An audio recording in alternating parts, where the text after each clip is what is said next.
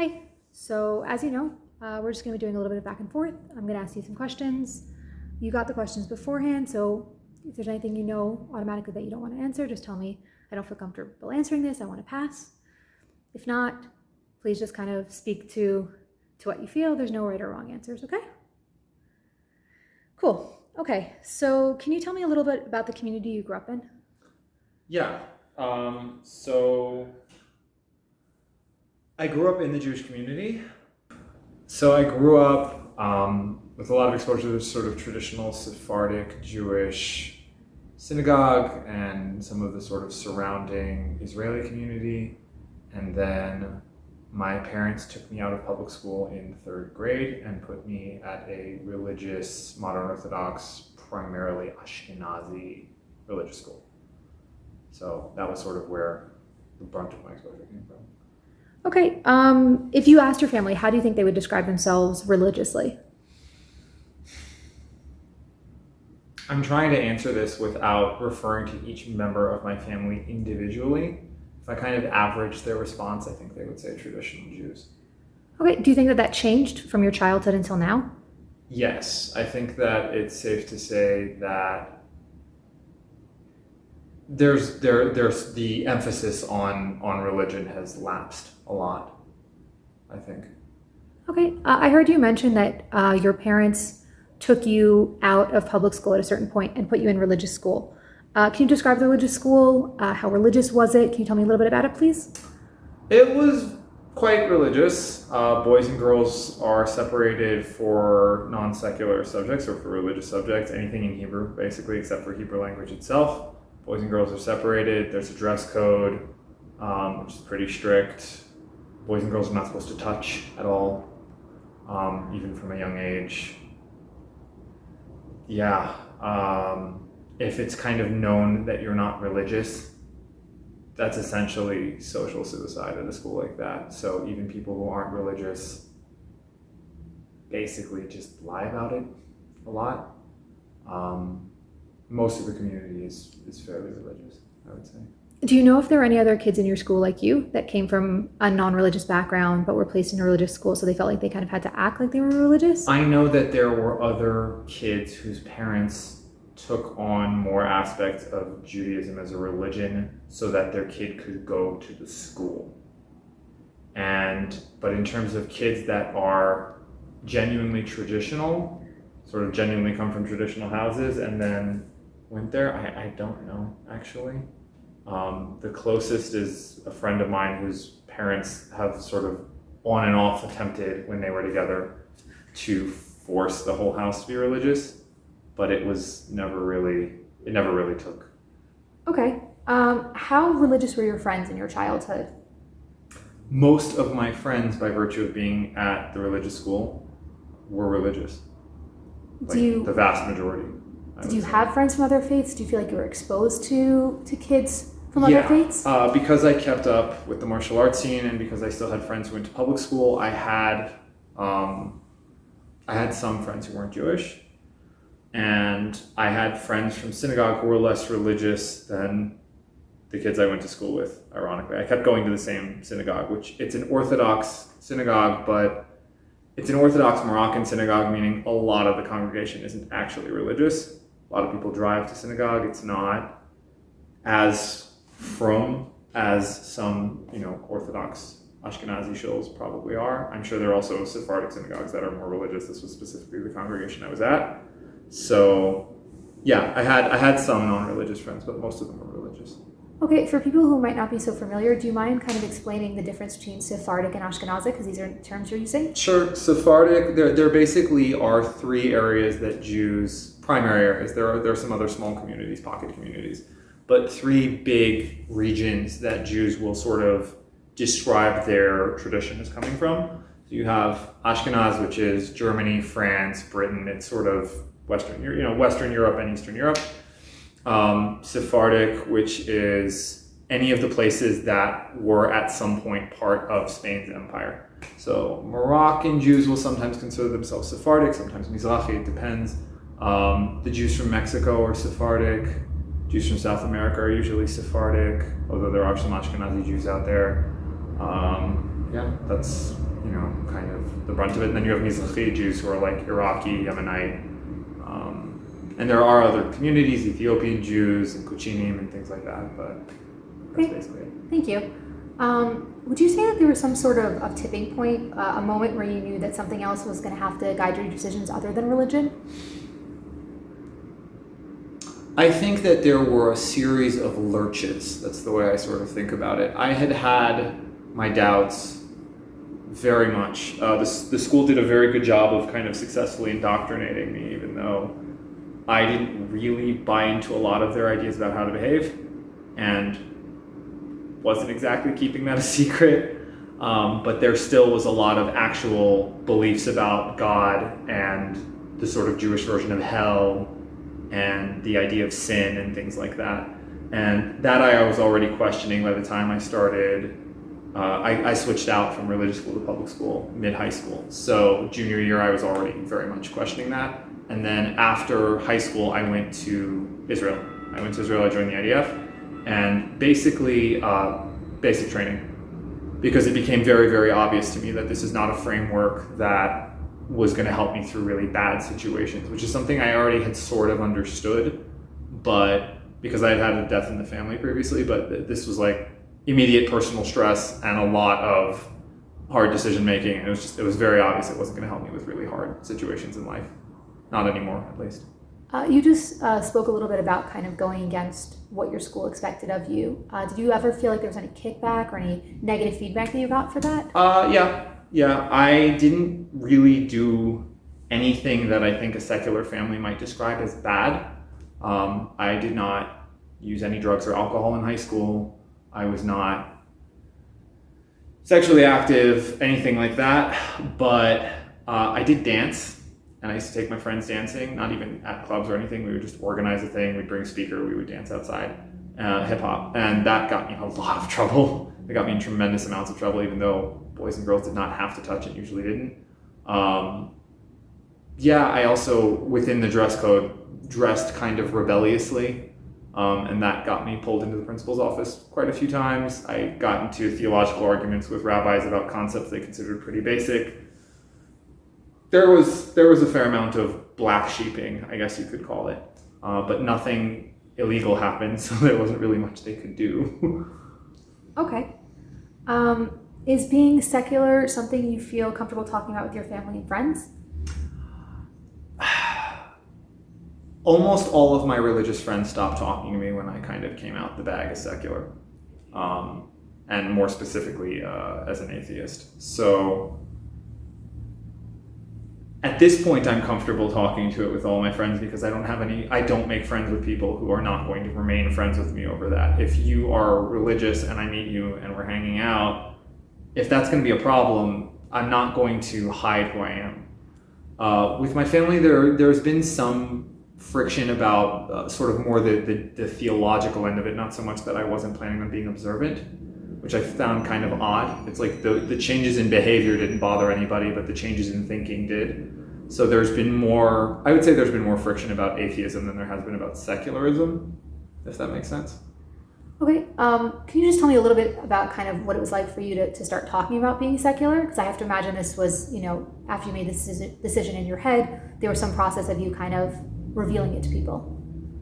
Yeah, first few times I sat down with a religious friend and told them I didn't believe in God anymore was pretty rough. I got are you depressed? Are you suicidal? Did something happen? Are you traumatized about something? I found it kind of interesting that was sort of where things went. A lot of your life isn't going to have any meaning. A lot of, like you're straying from God. That type of discussion was had a lot.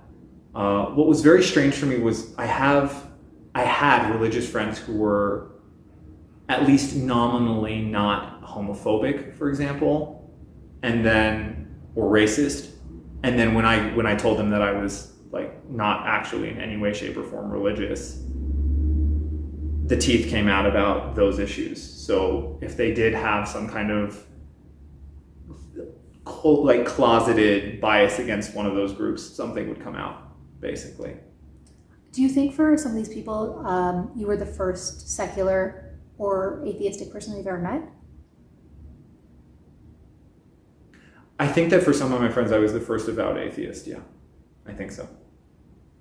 I think I was actually maybe the only atheist, because you can't claim that in a religious environment, in a religious Jewish environment. No one's going to say that they go to prayers and don't actually believe any of it. No one is going to fast just because everyone else is doing it, but like on the inside know that this, like, for them this does nothing at all.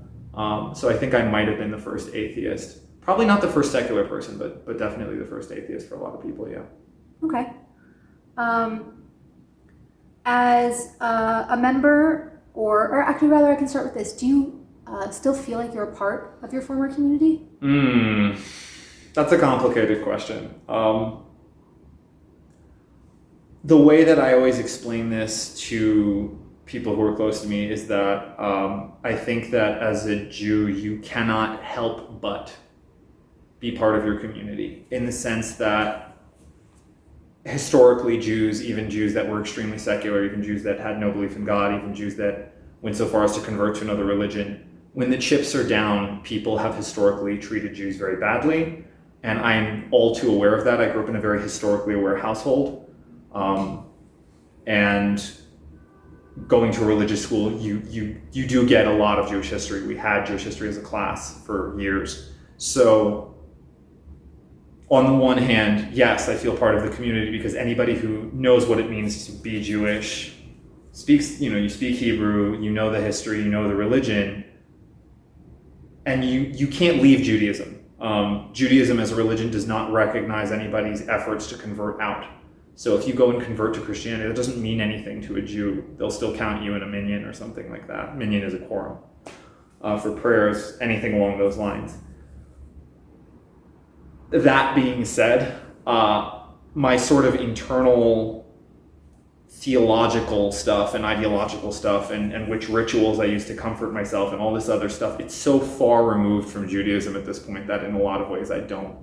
But it's funny, I say that, and in the same breath, it's like I'll happily sit at a seder as long as it's not overly religious and no one's trying to kind of bring me back into the fold too aggressively or anything like that. I like things like that. That's fine. So mixed feelings, I guess. Okay. So I guess this kind of was supposed to be a follow-up question, but it really isn't anymore. What's the best and worst advice you've received about kind of coming out as secular? The best advice that I have received is it is really okay to get help. I think that I had a secular education alongside the religious one. It's not like I was completely devoid of skills, which does happen for people in some religious communities. But when I realized I didn't believe in God anymore, I knew I needed to kind of replace certain things with something. And I don't think there's anything wrong with getting help from like a therapist, a psychologist, if you want to take up like some kind of form of meditation or something. If prayer used to work for you, which it did for me at a certain point, there were times where it felt like it helped. Meditation can sometimes sort of replace that. I also don't think there's anything wrong with keeping the rituals. You can pray even if you don't believe it does anything, if it calms you down. I don't think there's anything wrong with that, especially in the beginning. Worst advice has come out to everybody. And that is something which I used to be super militantly in favor of. And I'm still in favor of it. I still think that the world would probably be a better place if people who were not religious anymore were honest about it, didn't believe anymore were honest about it, were atheists were honest about it. But you don't have to tell every single person in your community that you don't believe in God. You don't have to tell every single person in your community that you think they're fundamentally wrong about everything. So, yeah, I would say that's probably one of the worst pieces of advice is sort of pick your battles, I guess, would be the correct response to that one. Okay. Do you feel like your life is different now? Yes. Can you talk a little bit about how? It's easier. I don't have to lie. There was a period where I still believed in God, but I didn't think praying did anything. I was convinced that God as described in Jewish theology is definitely not what God is. That was a period I went through. And even then I already had to lie about things. I had to lie about keeping certain rituals for years. I had to lie about what I thought about different groups of people. There are just statements that people would make and it was accepted. And I would have to bite my tongue to not get into a fight with them in some cases. And I don't have to do that anymore.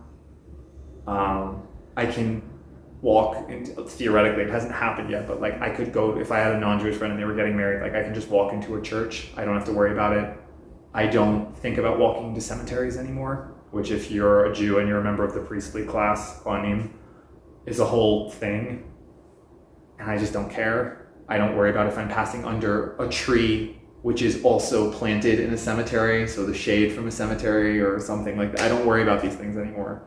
I don't worry about getting my clothes checked. There's a lot of things I don't have to worry about, basically, and I don't have to lie about my positions on things as much. So that's good. Okay, and just one final question for you. How would you describe your stance on religion now? When I figured out that I didn't believe in the God of the Old Testament, the sort of God as described by Judaism, I made a very dedicated effort to go and read what I could and what was available about the positions of other religions. I think I have not encountered a religion yet that I don't think is nonsense. And it's not that I think religion is always bad, but I do think that the idea that you're going to have this kind of fait accompli argument you can just hand people of like, this is what it says in our book, is probably not something humanity can keep doing. The world has gotten too complicated for that. And if we're going to learn to live together in sort of a pluralistic way where you have people of different cultures interacting all the time, we're going to have to drop a lot of this stuff. So my position on religion is, if it's between you and your God, fine. But the reality is that most religious people, in my experience, it's between them, their God, and everyone else. And there's gonna be some uncomfortable discussions that have to be had about what we teach and what we don't teach, and what we allow and what we don't allow, and how much leniency religion gets. So I think that's sort of where I'm at about that one. Okay. Sorry, I just had like one more follow-up question. I realized that I didn't ask you. When you were first starting to explore secularism, or for you, secularism and atheism, did you feel like you had any resources? Did you have people or texts or things of that nature that you felt like you could turn to? I didn't really look on the internet in the beginning because I wanted as much as possible for my thinking about this to be my own. That being said, I also had the benefits of a Western education, which meant that I knew who Spinoza was, and I had access to libraries and things like that, and I did do some reading. Mainly it was just other religions' books, but eventually I found my way to like atheist YouTube, which is its kind of own subsection of that platform. There are some very, very talented, very well-spoken, even-handed people who make content in that kind of arena. That was very helpful for me just because I saw that the things that I had a problem with in Judaism are recurrent in other religions. It wasn't like it was unique to Judaism. These are the same problems that people have in Christianity. They're the same problems people have in Islam or Hinduism or Jainism. It was nice to see other people, roughly my age, sometimes older, kind of arriving at the same conclusions from different ends of things. And yeah, that was extremely helpful. There really I haven't found a good resource for people that come from the exact background I did, because I didn't grow up Orthodox on the one hand, and on the other hand, I wouldn't say that I grew up secular, and I definitely didn't grow up conservative.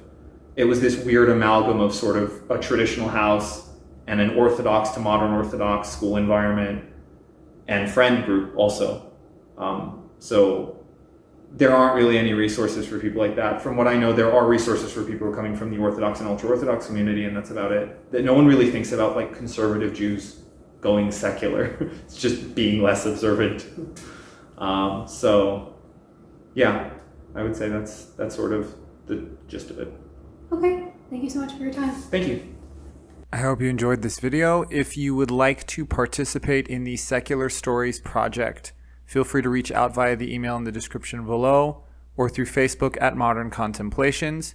Participation can be completely anonymous, and your identity can be protected. Thanks. Bye.